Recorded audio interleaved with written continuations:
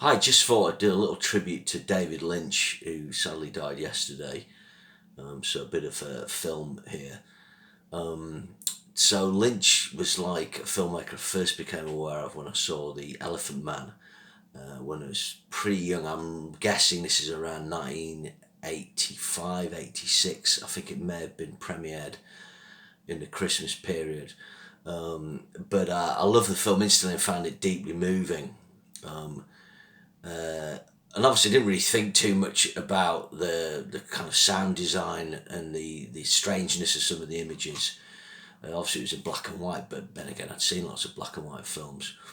But later on, as I went into my teens, of course, checked out Blue Velvet, and this film was very much kind of one of the films when I was a student. I mean, it's a kind of typical. I was thinking about it the other day. It's a typical thing of maybe students to quite like arty films. Remember, if you remember, like there was numerous Betty Blue posters on student walls back in the late 80s, early 90s. But I think what appealed with Blue Velvet was its skewed sense of reality. Is when you're a teenager, things always don't make sense, and you're trying to work out your place in the world. So Lynch's kind of weird take on small town America and crazy characters like Frank Booth really hit the spot. This film was kind of endlessly quotable in a way, and was a real groundbreaking film because although you'd never accuse or say that Lynch is mainstream, Blue Velvet did pretty well. It got Oscar nominations. It got a reasonable box office. And it just introduced a completely unique style. After this, there was a 4 year gap, and of course, he did Wild at Heart, which I think, in a way, was his attempt at kind of attempt at a more mainstream film. He cast Nicolas Cage. He was kind of a hip cult actor, but quite well known. Obviously, Laura Dern again, Willem Dafoe's in it, who had been in Platoon, and I also really like this film as well. I don't like it as much as Blue Velvet, but it's a lot of fun. Wild at Heart. It's got endlessly quotable dialogue, great characters, and it starts to show his obsession with the Wizard of Oz. Around this time, I went back and finally saw Razorhead, and you could see how the black and white cinematography and the sound design had influenced the Elephant Man, and pretty amazing of Mel Brooks really to see that film and go, yeah, actually, this is the guy to make the Elephant Man, because the Razorhead's what's called a midnight movie, but I think what Mel Brooks saw was his empathy for the strange and weird. Obviously, the Jack Nance character has a baby who's a bit monstrous. In actual fact, Lynch had his daughter Jennifer, who directs a lot of TV now and did some films, was born with a club foot, I think. So that was kind of Lynch's take on that, and obviously that gave him a sort of insight into the Elephant Man's, how he could be an outcast from society because of his physical appearance. That was great. And then, of course, it was Twin Peaks as well. This was like the double whammy, really, of Wild at Heart, and then the same year, the Twin Peaks TV series. I remember when it first premiered on TV, just got straight into it as a big Lynch head. And I watched both seasons. If you remember, the first season was only 7 episodes long. Lynch was the main driving force in that, and then in the second series he tended to give it over to different directors, and for some people it sort of lost its way, but it was still gripping to me.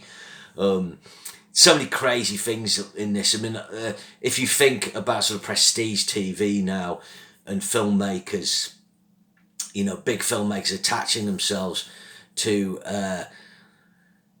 television shows like David Fincher and so on, Lynch was a trailblazer in this.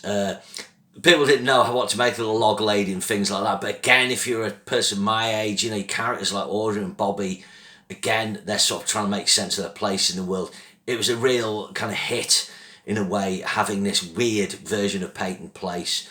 Obviously, if you're aware of the director Douglas Sirk, he would probably be a big influence on Lynch, as was Stanley Kubrick. Douglas Sirk made a film called Peyton Place back in the 1950s and various other melodramas that look at the sort of darker underbelly of American society. Then Twin Peaks got cancelled. He did Fire Walk with Me, which was really strange, doing like a prequel film. Again, a kind of head of the curve, really. Sort of having the prequel element there. The Last Days of Laura Palmer. Now, there's prequels all the time. The film wasn't a hit, but again, a lot of people love this film. Of course, there was a Twin Peaks pilot And then he had a big gap and he did Lost Highway, which is a film I like. Again, that's kind of going out there more surreal. This is a real film noir. There's a brilliant bit where Robert Blake's character is in the same room as Bill Pullman, and Bill Pullman gets a phone call, and it's Robert Blake ringing him while he's right next door to him, not ringing him. Multiverse, whatever. Then he did what a lot of critics think is one of the best films of the 21st century. I think it's his other masterpiece, in Elephant Man, Blue Velvet, and You've Got to Have Mulholland Drive, a brilliant distillation of film noir with all the surreal elements that Lynch had. Then there was The Straight Story, a kind of more straight ahead film. The subject matter was bizarre. A guy drives his lawnmower across country to visit his sick brother. Really good though. Great performance from Richard Farnsworth. Got an Oscar nomination for that. Lynch was great with actors. And then that was, his sort of last foray into kind of mainly sort of mainstream. And then, of course, he did Inland Empire when he kind of switched to shooting on DV, digital video again, getting a bit ahead of the curve on the digital revolution, and then his final thing being his Twin Peaks reboot in 2017, which was absolutely mental. I mean, I couldn't totally get on board with it, probably because it didn't. A lot of the action didn't occur in Twin Peaks, and Dale Cooper was just kind of not Dale Cooper for ages. There's one episode in that you could check out.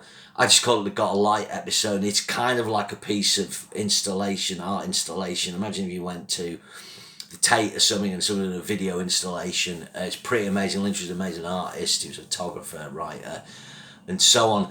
His key collaborators were great as well. Angelo Badalamenti, really good.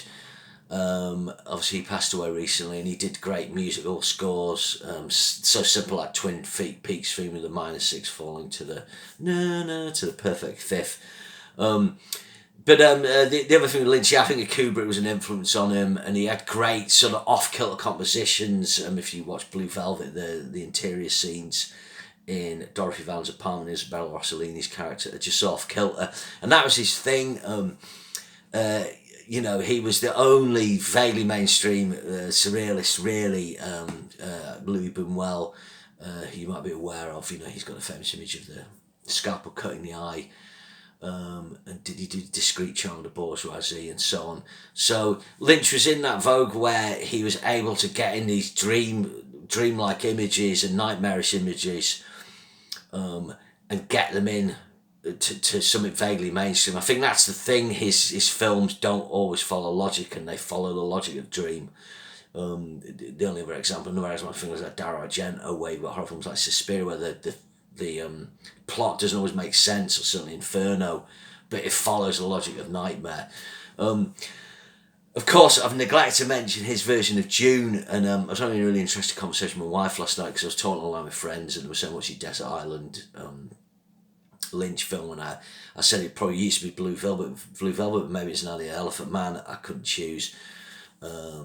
Some guy was like, I'd pick Wild at Heart. My wife was like Blue Velvet, but you'd have to take Dune. And I think what's interesting about his version is Dune is perfect and as amazing as the Denis Villeneuve, the two parts so far are.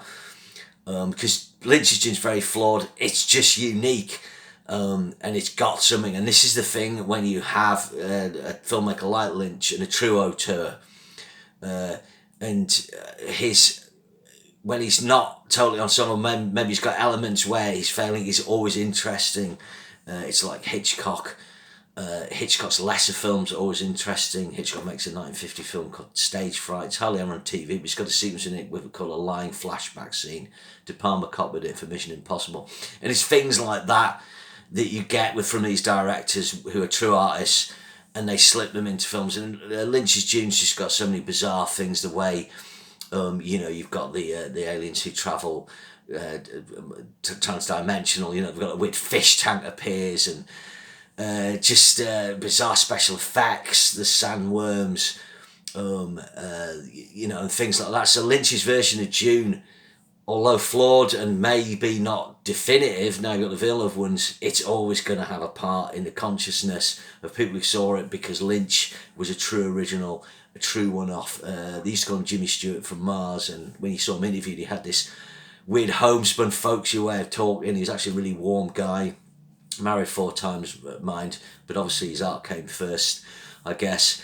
But he chain smoked, but he just came across as like a really gentle guy, but just off kilter, you know, amazing. Okay, so R.I.P. David Lynch, one of the true American greats. Finally, if you've not seen Steven Spielberg's The Fabelmans, check out David Lynch's cameo in that. You'll actually find it online, and it's amazing. He's amazing in it. Okay, I'll see you again soon. Remember to share and subscribe. Thank you.